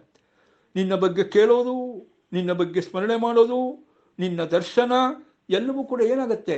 ದಿವ್ಯ ಸುಖವನ್ನು ಕೊಡುತ್ತೆ. ದೇವರೇ, ನಿನ್ನ ಒಂದು ಮಹಿಮೆ ಬರುವ ಆ ವೇದೋಪನಿಷತ್ತುಗಳಾಗಿರ್ಬೋದು, ನಿನ್ನ ಮಹಿಮೆಯನ್ನು ಕೊಂಡಾಡುವ ಭಾಗವತಾದಿ ಪುರಾಣಗಳಾಗ್ಬೋದು, ಶ್ರುತಿಗೀತೆ ಆಗ್ಬೋದು, ಏನು ಮಹಿಮೆ ಬರುತ್ತೆ ಭಗವಂತ, ಅದನ್ನು ಕೇಳಿದರೆ ಸಾಕು ಖುಷಿ. ಅದಕ್ಕೋಸ್ಕರವಾಗಿ ನೀನು ಪ್ರಿಯ. ನಿನ್ನ ಮಹಿಮೆಯ ಶ್ರವಣದಿಂದ ನೀನು ಪ್ರಿಯ. ನಿನ್ನನ್ನು ನೆನಪು ಮಾಡ್ಕೋತಾ ಇದ್ದರೆ ಅದು ಖುಷಿ ಕೊಡುತ್ತೆ, ಅದು ಖುಷಿ ಕೊಡುತ್ತೆ. ನೋಡಿದಾಗಂತೂ ಹೇಳೋ ಹಾಗಿದೆಯಾ? ಇಲ್ವೇ ಇಲ್ಲ. ನಿನ್ನ ಪ್ರತಿಮೆ ಉಡುಪಿ ಕೃಷ್ಣ, ಅದೇ ರೀತಿಯಾಗಿ ತಿರುಪತಿ ಶ್ರೀನಿವಾಸ, ಜಗನ್ನಾಥ, ಬದ್ರಿನಾರಾಯಣ ಎಲ್ಲ ನಿನ್ನ ಪ್ರತಿಮೆಗಳು ದೇವರೇ. ಪ್ರತಿಮೆ ನೋಡಿದ್ರೆ ಬಿಟ್ಟು ಬರಲಿಕ್ಕೆ ಇಷ್ಟ ಆಗಲ್ಲ, ನೋಡಬೇಕು ನೋಡಬೇಕು ಅಂತ ಇರುತ್ತೆ. ನೀನೇ ಸಿಕ್ಕರೆ ಎಷ್ಟು ನೋಡಬೇಕು. ಕಣ್ಣು ಆ ಕಡೆ ಹೋಗೋ ವಿಚಾರ ಇಲ್ಲವೇ ಇಲ್ಲ, ಬೇರೆ ಕಡೆ. ಹೀಗೆ ನಿನಗೆ ಸಂಬಂಧಪಟ್ಟ ಶ್ರವಣ ಖುಷಿ ಕೊಡುತ್ತೆ, ನಿನಗೆ ಸಂಬಂಧಪಟ್ಟ ಸ್ಮರಣೆ ಖುಷಿ ಕೊಡುತ್ತೆ, ನಿನ್ನ ದರ್ಶನವಂತೂ ಖುಷಿ ಕೊಡುತ್ತೆ. ಅದಕ್ಕೋಸ್ಕರವಾಗಿ ಆ ಜ್ಞಾನಿಗಳಿಗೆ, ಏಕಾಂತ ಭಕ್ತರಿಗೆ ನೀನು ಪ್ರಿಯ. ಇಷ್ಟವೋ ಇಷ್ಟ ಆಗ್ಬಿಟ್ಟಿದೆ. ಮತ್ತು ತುಂಬ ಇಷ್ಟ ಅಂದರೆ ನಾವೇನು ಮಾಡ್ತೀವಿ, ಅವರನ್ನು ಎಲ್ಲೋ ಒಂದು ಕಡೆಯಿಂದ ತುಂಬ ಇಷ್ಟವಾದವರು ಅಂದರೆ ನಮ್ಮಲ್ಲಿ ಹಾಗೆ ಅವನು ಸಾಮಾನ್ಯವಾಗಿ ಏಕವಚನದಲ್ಲಿ ಕರೆದುಬಿಡ್ತೀವಿ ಅಲ್ವಾ. ಏಕವಚನ ತುಂಬ ಇಷ್ಟ ಆದಾಗ ಏಕವಚನದಿಂದ ಕರೆಯೋದು, ಹಾಗೇ ಇರೋದು ವಿಚಾರ ಅಲ್ವಾ. ದೇವರು ನಮಗೆ ತುಂಬ ಇಷ್ಟನೇ. ಅದಕ್ಕೋಸ್ಕರವಾಗಿ ದೇವರೇ ಬಾರಯ್ಯ ವೆಂಕಟರಮಣ ಭಕ್ತರ ನಿಧಿಯೇ ತೋರಯ್ಯ ನಿನ್ನದಯ ತೋಯಜಾಂಬಕನೇ ಅಂತ ದಾಸರು ಹಾಡಿರೋ ಹಾಡನ್ನು ನೋಡಿ. ದೇವರನ್ನು ಕರಿಬೇಕಾದ್ರೆ ಎಲ್ಲ ಏಕವಚನ ಇರೋದು, ಬಹುವಚನ ತುಂಬ ಅಪರೂಪ ಅಲ್ವಾ. ಬಾರಯ್ಯ ಅಂತ ದೇವರನ್ನು ಏಕವಚನದಲ್ಲೇ ಕರೀತಾರೆ. ಯಾಕೆ? ತುಂಬ ಇಷ್ಟ ದೇವರು. ಹಾಗೆ ಅಂಥೇಳಿ ಪ್ರೀತಿ ತುಂಬ ಇದೆ ಅಂತೇಳಿ ಏಕವಚನದಿಂದ ಕರೆಯೋದು ಓಕೆ. ಹಾಗಾದರೆ ದೇವರನ್ನು ಏನು ಮಾಡ್ಕೊಂಡ್ಬಿಟ್ಟಿದ್ದಾರೆ? ಸಮಾನನಾದ ಗೆಳೆಯ ಅನ್ನೋ ರೀತಿಯಲ್ಲಿ ಟ್ರೀಟ್ ಮಾಡ್ತಾರಾ? ಇಲ್ಲಪ್ಪ. ಪ್ರೀತಿ ತುಂಬ ಜಾಸ್ತಿ ಇರೋದ್ರಿಂದ ಏಕವಚನದಲ್ಲಿ ಕರೀತಾರೆ, ಇಲ್ಲ ಅಂತಲ್ಲ. ಆದರೆ ದೇವರನ್ನು ಯಾವತ್ತೂ ಕೂಡ ತಮ್ಮ ಸ್ವಾಮಿ ಅಂತ ಚಿಂತನೆ ಮಾಡ್ತಾರೆ. ಅದನ್ನೇ ಮುಂದೆ ಹೇಳಿದ್ದು, ಆತ್ಮನಿಚ. ನೀನು ಹೇಗೆ ಪ್ರೀತಿ ಪಾತ್ರನೋ ಹಾಗೆ ಅವರು ನಿನ್ನನ್ನು ಆತ್ಮ, ಯಜಮಾನ, ಸ್ವಾಮಿ ಅಂತ ಚಿಂತನೆ ಮಾಡ್ತಾರೆ. ಸಚ್ಚಿದಾನಂದ ಆತ್ಮೀತಿ ಮಾನುಷೈಸ್ತು ಸುರೇಶ್ವರೈ. ಆಚಾರ್ಯ ಅನುಭಾಷ್ಯದಲ್ಲಿ ಹೇಳೋದು, 4 ಗುಣಗಳ ಮೂಲಕವಾಗಿ ದೇವರು ಉಪಾಸನೆ ಮಾಡಬೇಕು ಅಂತ ಬಂದಾಗ ವಿಶೇಷವಾದ ಒಂದು ಗುಣ ಆಚಾರ್ಯ ಹೇಳ್ತಕ್ಕಂಥದ್ದು ಆತ್ಮನಿ. ದೇವರನ್ನು ಆತ್ಮ, ಯಜಮಾನ, ಸ್ವಾಮಿ. ನನಗೆ ಯಜಮಾನ ನೀನೇಪ್ಪ.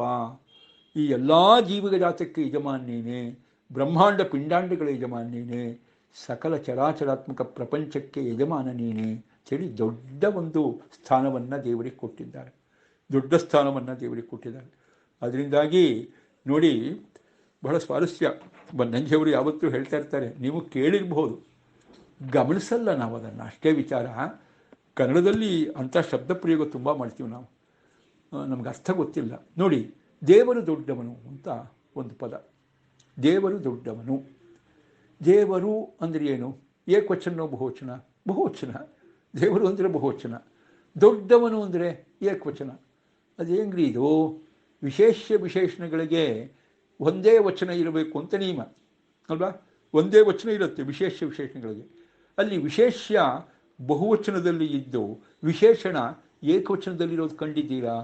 ಇಲ್ಲ ಅಲ್ವಾ. ನನ್ನ ತಂದೆ ದೊಡ್ಡವನು, ಸರಿಪ್ಪ. ನನ್ನ ತಂದೆಯವರು ದೊಡ್ಡವರು, ಅದು ಸರಿ. ನನ್ನ ತಂದೆ ಏಕವಚನ, ದೊಡ್ಡವನು ಸರಿ. ನನ್ನ ತಂದೆಯವರು ಬಹುವಚನ, ದೊಡ್ಡವರು ಸರಿ. ಇಲ್ಲಿ ದೇವರು ಅಂತ ಹೇಳಿ ಬಹುವಚನ, ದೊಡ್ಡವನು. ದೇವರು ದೊಡ್ಡವನು, ಇದೇನ್ರಿ ಕಥೆ?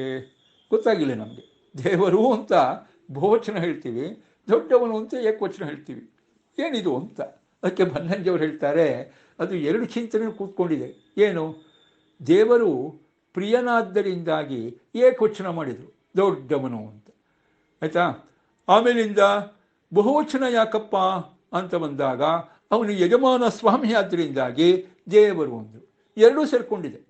ದೇವರನ್ನು ನಾವು ಮಾಹಾತ್ಮ್ಯ ಜ್ಞಾನಪೂರ್ವಕ ಸುದೃಢ ಸ್ನೇಹದಿಂದ ಭಕ್ತಿಯಿಂದ ಆರಾಧನೆ ಮಾಡೋದು. ಭಕ್ತಿ ಅಂದ್ರೇನು? 2 ಅಂಶ ಸೇರಿಕೊಂಡಿದೆ. ಒಂದು ಮಾಹಾತ್ಮ್ಯ ಜ್ಞಾನ, ಇನ್ನೊಂದು ಸುದೃಢ ಸ್ನೇಹ. ಸುದೃಢ ಸ್ನೇಹ ಅಂದ್ರೇನು? ಯಾರನ್ನು ನಾವು ತುಂಬ ಇಷ್ಟಪಡ್ತೀವೋ ನಮ್ಮ ಪ್ರೀತಿ ಪಾತ್ರ, ಪ್ರೇಮ ಪಾತ್ರ. ದೇವರು ಪ್ರಿಯ, ನಮ್ಮ ಪ್ರೀತಿ ಪಾತ್ರ. ಅದಕ್ಕೆ ಏಕವಚನ ಮಾಡಿಬಿಟ್ರು. ಆದರೆ ಅಷ್ಟೇ ತಿಳ್ಕೋಬಾರ್ದು. ದೇವರ ಬಗ್ಗೆ ಮಹಾತ್ಮ ಜ್ಞಾನ, ಅಖಿಲಾಂಡ ಕೋಟಿ ಬ್ರಹ್ಮಾಂಡ ನಾಯಕ, ಸರ್ವಗುಣ ಪರಿಪೂರ್ಣ, ಸರ್ವದೋಷ ವಿದೂರ, ಇದೆಲ್ಲ ಮಹಾತ್ಮೆ. ಈ ಮಹಾತ್ಮ ಜ್ಞಾನ ಇದೆ, ಅದು ಇರಬೇಕು. ಭಕ್ತಿಯಲ್ಲಿ ಎರಡೂ ಅಂಗ, ಬರೀ ಒಂದು ಜಡವಾದ ಪ್ರೀತಿಯಲ್ಲ, ಅಂದರೆ ಮಹಾತ್ಮ ಜ್ಞಾನವಿಲ್ಲದ ಒಂದು ಪ್ರೀತಿಯಲ್ಲ, ಮಹಾತ್ಮ ಜ್ಞಾನ ಪೂರ್ವಕವಾದ ಪ್ರೀತಿ. ಮಹಾತ್ಮ ಜ್ಞಾನವನ್ನು ಸೂಚನೆ ಮಾಡಲಿಕ್ಕೆ ದೇವರು ಅಂತ ಬಹುವಚನ, ಪ್ರೀತಿ ತುಂಬ ಇದೆ ಅಂತ ಸೂಚನೆ ಮಾಡಲಿಕ್ಕೆ ದೊಡ್ಡವನು ಅಂತ ಏಕವಚನ. ನೋಡಿ, ಅದು ಭಕ್ತಿಯ ಒಂದು ಚಿಂತನೆ ಸೇರ್ಕೊಂಡಿದೆ ಅಂದರು. ಕನ್ನಡದಲ್ಲಿ ಸುಮ್ಮನೆ ನಾವು ಮಾತಾಡ್ಬಿಡ್ತೀವಿ ದೇವರು ದೊಡ್ಡವನು ಅಂತ. ದೇವರು ದೊಡ್ಡವರು, ಏನಯ್ಯ ಕನ್ನಡ ಮಾತಾಡಲಿಕ್ಕೆ ಗೊತ್ತಿಲ್ಲ ಅವನಿಗೇನು ಬಿಡ್ತಾರೆ. ದೇವರು ದೊಡ್ಡವರು ಅಂದರೆ ಕನ್ನಡ ಮಾತಾಡ್ಲಿಕ್ಕೆ ಬರಲ್ಲ ಅಂತ ಅರ್ಥ ಅಲ್ವಾ? ಮತ್ತೇನು ಹೇಳಬೇಕು? ದೇವರು ದೊಡ್ಡವನು ಅಂತ ಹೇಳಬೇಕು ಅಲ್ವಾ? ಹಾಗಾದರೆ ಏನಪ್ಪದು ವಿಶೇಷ ವಿಶೇಷಣ ಭಾವದಲ್ಲಿ ಸಮಾನ ವಚನತ್ವನೇ ಬಂದಿಲ್ಲಲ್ಲ ಅಂತ ಚಿಂತನೆ ಮಾಡಬೇಡಿ. ಅದು ಹಾಗೆಪ್ಪ, ಅವನು ಪ್ರಿಯನಾದ್ದರಿಂದಾಗಿ ಏನಾಯಿತು ಆಯಿತಾ, ಏಕವಚನ ಬಂತು ಆಯಿತಾ. ಅವನು ಸ್ವಾಮಿಯಾದ್ದರಿಂದಾಗಿ ಬಹುವಚನ ಬಂತು. ಮಹಾತ್ಮ ಜ್ಞಾನದ ಚಿಂತನೆ ಇಟ್ಕೊಂಡಾಗ ದೇವರು ಅಂತ ಬಹುವಚನ, ನಮಗೆ ಬಹಳ ಬಹಳ ಇಷ್ಟನಾಗಿ ಪ್ರಿಯನಾದಾಗ ದೊಡ್ಡವನು ಅಂತ ಏಕವಚನ. ಎರಡೂ ಸರಿ, ಎರಡೂ ಸರಿ. ನೋಡಿ, ಇದೆಲ್ಲ ಕನ್ನಡದಲ್ಲಿ ಆಡುಭಾಷೆಯಾಗಿ ನಾವು ಬಳಸ್ತೇವೆ. ಆಡುಭಾಷೆಯ ಹಿನ್ನೆಲೆಯಾಗಿ ಒಂದು ಮಧ್ವಾಚಾರ್ಯರು ಹೇಳಿದ ಭಕ್ತಿಯ ಚಿಂತನೆ ಇದೆ, ಗೊತ್ತೇ ಇಲ್ಲ ರೀ. ಅದು ಬನ್ನಂಜಿಯವರು ಹೇಳಬೇಕಾಯ್ತು ನಮಗೆ ಆಯಿತಾ. ಬಹಳ ಸುಂದರವಾದ ಚಿಂತನೆ, ಬಹಳ ಸುಂದರವಾದ ಚಿಂತನೆ. ನೋಡಿ, ಅವರಿಗೂ ಮೂಲ ಯಾವುದು ಅಂದರೆ ಬನ್ನಂಜಿಯವರು ಇಂಥ ಮೂಲವನ್ನು ಇಟ್ಟುಕೊಂಡೇ ಅವರು ಕೂಡ ವ್ಯಾಖ್ಯಾನ ಮಾಡೋದು. ಶ್ರುತಿಗೀತೆಯನ್ನೇ ಮೂಲವನ್ನಾಗಿಟ್ಕೊಂಡು ಅವರು ವ್ಯಾಖ್ಯಾನ ಮಾಡಿದ್ದು. ಪ್ರಿಯೇ ಆತ್ಮನಿಚತ್ವಯಿ, ಪ್ರಿಯನಾದ ಆತ್ಮನಾದ ನಿನ್ನಲ್ಲಿ ಅಂತ ಹೇಳ್ತಾರೆ. ಪ್ರಿಯ ಯಾಕೆಂದರೆ ನೀನು ಪ್ರಿಯಕರಪ್ಪ, ನಿನಗೆ ಸಂಬಂಧಪಟ್ಟದ್ದೆಲ್ಲ ನಮಗೆ ಇಷ್ಟವೋ ಇಷ್ಟ, ಅದಕ್ಕೋಸ್ಕರವಾಗಿ ಪ್ರಿಯಕರ. ಮತ್ತು ಆತ್ಮನಿ, ಹೌದು ಅಖಿಲಾಂಡ ಕೋಟಿ ಬ್ರಹ್ಮಾಂಡ ನಾಯಕ, ಅದೆಲ್ಲ ಆತ್ಮ ಆಯಿತು. ಜೊತೆಗೆ ಏನು, ಬಿಂಬರೂಪವಾಗಿ ನಮ್ಮನ್ನು ಯಾವತ್ತೂ ಆಳ್ತಾ ಇರುವ ಸ್ವಾಮಿ ನೀನೆ.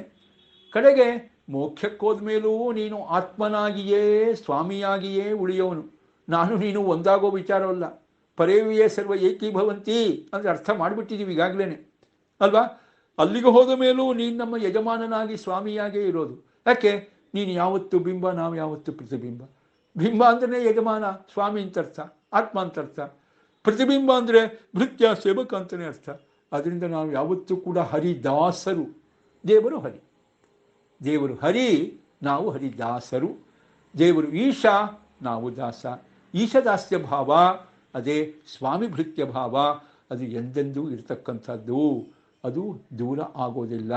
ಮೋಕ್ಷದಲ್ಲೂ ಹಾಗೆ ಈಶದಾಸ್ಯ ಭಾವ, ಆತ್ಮಭೃತ್ಯ ಭಾವ, ಬಿಂಬ ಪ್ರತಿಂಭಾವ, ಇದೆಲ್ಲ ಯಾವತ್ತೂ ಇದ್ದೇ ಇರುತ್ತಪ್ಪ, ಯಾವತ್ತೂ ಇದ್ದೇ ಇರುತ್ತೆ. ಅದಕ್ಕೋಸ್ಕರವಾಗಿ ದೇವರ ಆರಾಧನೆಗೆ ಸಂಬಂಧಪಟ್ಟಂತೆ 4 ವಿಶಿಷ್ಟವಾದ ಗುಣಗಳನ್ನು ಏನು ಸಾಮಾನ್ಯ ಜನರಿಗೆ ಹೇಳಿದರೂ ಆಚಾರ್ಯರು, ಅದರಲ್ಲಿ ಕಡೆಗೆ ಬರ್ತಕ್ಕಂಥದ್ದು ಆತ್ಮ ಅಂತ ಚಿಂತನೆ. ಪ್ರಿಯೇ ಆತ್ಮನಿಚತ್ವಯಿ ತಥಾಹಿತೇ ಉನ್ಮುಖ. ಆ ಭಕ್ತರು, ಏಕಾಂತ ಭಕ್ತರು ಏನು ಮಾಡ್ತಾರೆ? ತಮ್ಮ ಸಕಲ ಇಂದ್ರಿಯ ಪ್ರವೃತ್ತಿಗಳನ್ನು ತೊಡಗಿಸಿಕೊಂಡು ನಿನಗೆ ಉನ್ಮುಖರಾಗುತ್ತಾರೆ. ತಮ್ಮ ಎಲ್ಲ ಇಂದ್ರಿಯಗಳನ್ನು ದೇವರ ಆರಾಧನೆಗೆ ಉಪಯೋಗಿಸ್ಕೊತಾರೆ. ತಮ್ಮ ಎಲ್ಲ ಇಂದ್ರಿಯಗಳನ್ನು ದೇವರ ಆರಾಧನೆಗೆ, ಯಾವುದೇ ಇಂದ್ರಿಯ ಇರಲಿ ಅದು ಭಗವಂತನ ಆರಾಧನೆಗೆ ಮೀಸಲು. ಯಾಕೆ? ದೇವರನ್ನು ಪ್ರಿಯ ಅಂತ ಇಷ್ಟಪಡ್ತಾರೆ, ದೇವರನ್ನು ಆತ್ಮ ಅಂತ ಅವರು ಗೌರವದಿಂದ ಕಾಣ್ತಾರೆ. ಅದಕ್ಕೋಸ್ಕರವಾಗಿ ದೇವರು ಕೊಟ್ಟ ಈ ಶರೀರ ಅದು ಸುಖಭೋಗಕ್ಕೋಸ್ಕರವಾಗಿ ಅಲ್ಲಪ್ಪ, ದೇವರ ಆರಾಧನೆಗೆ ಮೀಸಲು. ಎಲ್ಲವೂ ದೇವರ ಆರಾಧನೆಗೆ ಮೀಸಲು ಅಲ್ವಾ. ಜಿಹ್ವೇ ಕೀರ್ತಯ ಕೇಶವಂ ಮುರರಿಪುಂ ಅಂತ ಒಂದು ಕಡೆಯಲ್ಲಿ ಬರುತ್ತೆ. ಮತ್ತು ಬೇರೆ ಬೇರೆ ಅಂಬರೀಷ ಮಹಾರಾಜನ ಕಥೆ, ಬೇರೆ ಬೇರೆ ಕಥೆಯಲ್ಲಿ ನೋಡಿದ್ದೇವೆ. ಅವರೆಲ್ಲ ಯಾವ ರೀತಿ ತಮ್ಮ ಅಂಗಾಂಗಗಳನ್ನು ಭಗವಂತನ ಆರಾಧನೆಗೆ ಉಪಯೋಗಿಸ್ಕೋತಾ ಇದ್ದರು ಅಲ್ವಾ.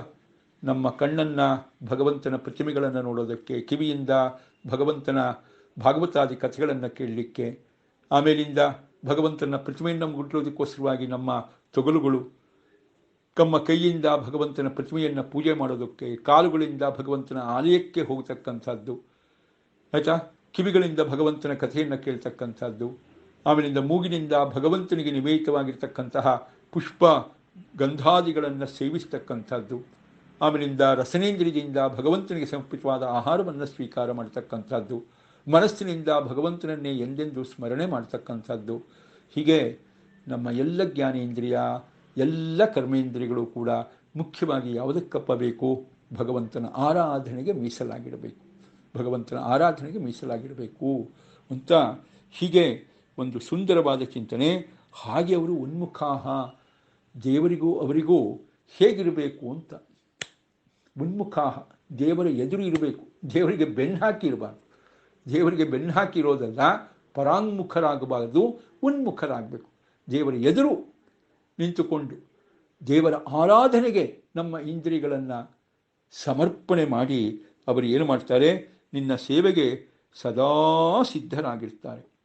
ಅಂತಹ ಏಕಾಂತ ಭಕ್ತರು ಅವರು ತಮ್ಮ ಸುಖಕ್ಕೋಸ್ಕರವಾಗಿ ಮೋಕ್ಷವನ್ನೂ ಬಯಸೋದಿಲ್ಲ. ಅಂತಹ ಶ್ರೇಷ್ಠರಾದ ಭಕ್ತರು ಆರಾಧನೆ ಮಾಡಿ ನಿನ್ನ ಹತ್ರ ಬರಬೇಕಲ್ಲಪ್ಪ ದೇವರೇ, ಅದಕ್ಕೋಸ್ಕರವಾಗಿ ಸೃಷ್ಟಿಯಾದರೆ ಇದೆಲ್ಲ ಕಾರ್ಯ ಆಗೋದು, ಅದಕ್ಕೋಸ್ಕರವಾಗಿ ಸೃಷ್ಟಿ ಕಾರ್ಯವನ್ನು ಮಾಡು ಅಂತ ದೇವರ ಹತ್ರ ಚಿಂತನೆ ಮಾಡ್ತಾ ಇದ್ದಾರೆ. ಇದು ಉನ್ಮುಖರಾಗೋದು ಅಂತ. ಅಂದರೆ ನಾವು ದೇವರಿಗೆ ಅಭಿಮುಖರಾಗಿ, ಅಂದರೆ ದೇವರಿಗೂ ನಮಗೂ ಏನು ಬರಬೇಕು? ಸೌಹಾರ್ದ ಭಾವ ಬೆಳೆಯೋ ಹಾಗೆ, ದೇವರಿಗೆ ಬೆನ್ನು ಹಾಕಿ ನಿಂತುಕೊಳ್ಳದೆ, ದೇವರಿಗೆ ಪರಾಂಗುಖರಾಗದೆ, ದೇವರ ಎದುರು ದೇವರ ವಿಚಾರಗಳನ್ನು ಚಿಂತನೆ ಮಾಡ್ತಾ, ದೇವರನ್ನು ಕಾಣ್ತಾ, ದೇವರ ಆರಾಧನೆಗೆ ನಮ್ಮ ಸಮಸ್ತ ಶರೀರವನ್ನು ಮೀಸಲಾಗಿರಬೇಕು. ಅಂತಹ ಪ್ರವೃತ್ತಿಯನ್ನು ನಾವು ಎಲ್ಲಿ ಕಾಣ್ತೇವೆ ಅಂತ ಬಂದಾಗ ಏಕಾಂತ ಭಕ್ತರಲ್ಲಿ ಕಾಣ್ತೇವೆ. ಅದು ನಮಗೆ ಎಷ್ಟಾಗುತ್ತೋ ಅಷ್ಟು ಆ ಏಕಾಂತ ಭಕ್ತರ ನಡವಳಿಕೆಯನ್ನು ನಾವು ಕೂಡ ನಮ್ಮ ಬದುಕಿನಲ್ಲಿ ಅಳವಡಿಸಿಕೊಳ್ಳಬೇಕು ಅಂತ ಹೇಳ್ತಾ ಬಂದು, ಇದಕ್ಕೆ ಮೂಲವಾಗಿರ್ತಕ್ಕಂಥ ಶ್ರುತಿ ಇದೆ, ವಿಮದ ಶ್ರುತಿ ಅಂತ ಕರೀತಾರೆ. ಅಲ್ಲೇನು ಹೇಳ್ತಾರೆ ನೋಡಿ, ನ ಕಿಂಚಿದಭಿವಾಂಚಂತಿ ಯತಯಃ ಸುಸದಾಶ್ರಯಾ ಪ್ರೇಷ್ಠಸ್ಯ ಪರಮಸ್ಯಾಪ್ತೈ ಪ್ರಿಯವತ್ ದೇಹದೃಷ್ಟಯಃ. ವಿಮದ ಶ್ರುತಿಯಲ್ಲಿ ಹೇಳ್ತಾರೆ, ಭಗವಂತನನ್ನು ಗಟ್ಟಿಯಾಗಿ ಆಶ್ರಯಿಸಿಕೊಂಡಿರುವ ಏಕಾಂತ ಭಕ್ತರು ಅಂತ. ಸುಸದಾಶ್ರಯ, ಸುಸತ್ ಆಶ್ರಯ, ಸದಾಶ್ರಯ, ಅವರೆಲ್ಲರೂ ಕೂಡ ಆಶ್ರಯ ಮಾಡಿಕೊಂಡಿರೋದು ಯಾರನ್ನ? ದೇವರನ್ನ. ಸುಸದಾಶ್ರಯ, ಗಟ್ಟಿಯಾಗಿ ಆಶ್ರಯಿಸಿಕೊಂಡಿದ್ದಾರೆ, ದೇವರು ಬಿಟ್ಟು ಬೇರೆ ಏನೂ ಬೇಡ ಅಂತಾರೆ. ಆದ್ದರಿಂದ ಆ ದೇವರನ್ನೇ ಗಟ್ಟಿಯಾಗಿ ಹಿಡ್ಕೊಳ್ತಾ ಯತಯ, ಅದೇ ದಾರಿಯಲ್ಲಿ ಪ್ರಯತ್ನಶೀಲರಾಗಿ ಮುಂದುವರೆದಿದ್ದಾರೆ. ನಕಿಂಚಿದ ಅಭಿವಾಂಚಂತಿ, ಬೇರೆ ಯಾವುದನ್ನೂ ಇಷ್ಟಪಡೋದಿಲ್ಲ, ಯಾವುದನ್ನೂ ಇಷ್ಟಪಡೋದಿಲ್ಲ. ಕಡೆಗೆ ಎಲ್ಲರೂ ದೇಹದ ಬಗ್ಗೆ ಗಮನ ಕೊಡೋವರೆ, ದೇಹದಿಂದ ಸಿಗುವ ಸುಖ ಅದರ ಹಿಂದೆ ಹೋಗೋವ್ರೆ. ದೇಹವನ್ನು ಚೆನ್ನಾಗಿ ಮಾಡ್ಕೋಬೇಕು, ದೇಹ ಕೇಳುವ, ಈ ಇಂದ್ರಿಯಗಳು ಕೇಳುವ ಸುಖವನ್ನು ಅನುಭವಿಸಬೇಕು ಅಂತ ಅದನ್ನು ಪಡೆಯೋದಕ್ಕೋಸ್ಕರವಾಗೇ ಎಲ್ಲರ ಒದ್ದಾಟ, ಸಂಸಾರದಲ್ಲಿ ಒದ್ದಾಟ ಎಲ್ಲ ಅದಕ್ಕೋಸ್ಕರ. ಆದರೆ ಅವರು ಪ್ರಿಯವದ್ದೇಹ ದೃಷ್ಟಯ, ದೇಹವನ್ನು ಇಷ್ಟಪಡ್ತಾರೆ. ಯಾಕೆ? ಪ್ರೇಷ್ಠಶ್ಚ ಪರಮಶ್ಚ ಆಪ್ತಿ, ಪ್ರೇಷ್ಠ, ದೇವರೇ ನೀನು ಪ್ರೇಷ್ಠ, ಎಲ್ಲರಿಗಿಂತಲೂ ಇಷ್ಟ ಪ್ರೇಷ್ಠ, ಇಷ್ಟ ಪ್ರೇಷ್ಠ, ಇಷ್ಟನಾದವನಲ್ಲ, ಪರಮ ಇಷ್ಟನಾದವನು, ಬಹಳ ಬಹಳ ಬಹಳ ಇಷ್ಟನಾದವನು, ತುಂಬ ಇಷ್ಟನಾದವನು, ಅವನು ಪ್ರೇಷ್ಠ. ಅಂತಹ ಪ್ರೇಷ್ಠನಾದ ಸರ್ವೋತ್ತಮನಾದ ಭಗವಂತನನ್ನು ಹೊಂದಬೇಕು. ಅದಕ್ಕೆ ಕಾರಣ ಈ ದೇಹವಾಗತ್ತೆ ಅಂತ ಹೇಳಿ ದೇಹವನ್ನೂ ಕೂಡ ಪ್ರಿಯವನ್ನಾಗಿ ಕಾಣ್ತಾರೆ, ದೇಹವನ್ನೂ ಕೂಡ ಪ್ರಿಯವನ್ನಾಗಿ ಕಾಣ್ತಾರೆ. ಯಾರೂ? ಅಂತಹ ಸುಸದಾಶ್ರಯರಾದ ದೇವರನ್ನು ಗಟ್ಟಿಯಾಗಿ ಹಿಡಿದುಕೊಂಡ ಏಕಾಂತ ಭಕ್ತರು. ಆ ಏಕಾಂತ ಭಕ್ತರ ಒಂದು ನಡೆ, ನುಡಿ, ನಡವಳಿಕೆ ನಮ್ಮ ಬದುಕಿಗೆ ಮಾರ್ಗದರ್ಶನವಾಗಬೇಕು, ಆ ದಾರಿಯಲ್ಲಿ ನಾವು ಸಾಗಬೇಕು ಅನ್ನುವ ಸುಂದರವಾದ ಚಿಂತನೆಯನ್ನು ನಾವು ಈ ಒಂದು ಪದ್ಯದಲ್ಲಿ ಆಧಾರವಾದ ವಿಮದ ಶ್ರುತಿಯಲ್ಲೂ ಕೂಡ ನಾವು ನೋಡ್ತಾ ಇದ್ದೇವೆ ಅನ್ನೋಲ್ಲಿಗೆ 9ನೆಯ ಪದ್ಯದ ಚಿಂತನೆ ಮುಗಿಯುತ್ತೆ. 10ನೆಯ ಪದ್ಯದ ಚಿಂತನೆಯನ್ನು ನಾಳೆ ದಿವಸ ಮುಂದುವರಿಸೋಣ ಅಂತ ಹೇಳ್ತಾ, ಅನೇನ ಶ್ರೀಮದ್ಭಾಗವತ ದಶಮಸ್ಕಂದ ಶ್ರುತಿಗೀತಾ ಚಿಂತನೇನ ವಿಶ್ವೇಶತೀರ್ಥಗುರುವಂತರ್ಗತ ವಿದ್ಯಾಮಾನ್ಯತೀರ್ಥಗುರುವಂತರ್ಗತ ರಾಘವೇಂದ್ರ ತೀರ್ಥಗುರುವಂತರ್ಗತ ಸಮಸ್ತ ತತ್ವದೇವತಾಂತರ್ಗತ ಭಾರತೀರಮಣ ಮುಖ್ಯ ಪ್ರಾಣಾಂತರ್ಗತ ಇಷ್ಟದೇವತಾ ಕುಲದೇವತಾತ್ಮಕ ರಾಮಕೃಷ್ಣ ವೇದವ್ಯಾಸಾತ್ಮಕ ಲಕ್ಷ್ಮೀ ಹಯಗ್ರೀವಾತ್ಮಕ समस्त देशकालावस्था नियामका भिन्नः बिंबरूपी परमात्मा प्रियतां प्रीतो वरदो भवतु श्रीकृष्णार्पणमस्तु। अक्षयं कर्म यस्मिन् परे स्वर्पितं प्रक्षयं जानति दुःखानि यन्नामतः अक्षरो योजरः सर्वदेवामृतः कुक्षिगं यस्य विश्वं सदा अजादिकं प्रीणयामो वासुदेवं देवतामण्डलाखण्डमण्डलं प्रीणयामो वासुदेवं अच्युताय नमः अनंताय नमः गोविंदाय नमः अच्युताय नमः अनंताय नमः गोविंदाय नमः अच्युतानंत गोविंदेभ्यो नमो नमः हरये नमः।